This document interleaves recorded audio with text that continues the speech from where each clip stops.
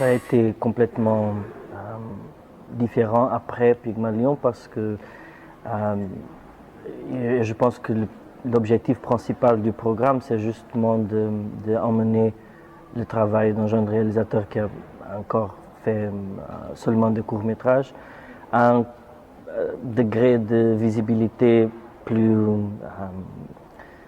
qui transcende la dimension des compétitions de courts-métrages des festivals.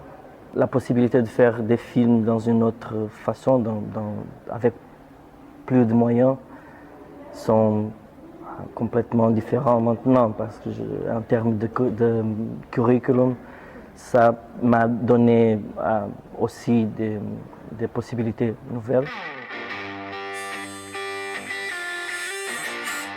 J'ai vu un de ses films, j'aime bien, Ramona, et je ne sais pas si je suis déjà dans une position de donner quelque sorte de conseil. C'est très important d'avoir, de confier à nos premiers instincts. Et sa compréhension comme une part très importante du processus narratif. Les films que j'aime le plus sont les films qui font cette exigence au spectateur, cette nécessité de sa participation. De travailler avec des images, avec des émotions qui sont conduites par l'image et pas seulement par la parole. Mais il faut trouver un équilibre entre l'image et la parole. Je pense que ça, c'est le côté le plus beau du cinéma en général, je pense.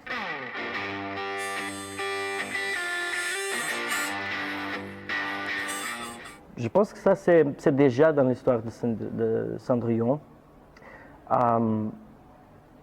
Tous les contes de fées ont cette obsession cachée. Peut-être si on analyse psychologiquement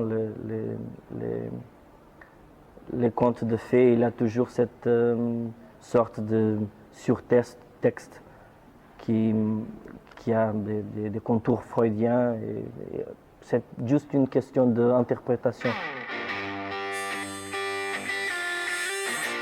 Je pense que ça, c'est un procès naturel parce qu'on est toujours, quand on fait un film, même quand on écrit un poème, quand on écrit un livre, ou quand on fait une peinture, on est toujours limité parce qu'on sait du monde, parce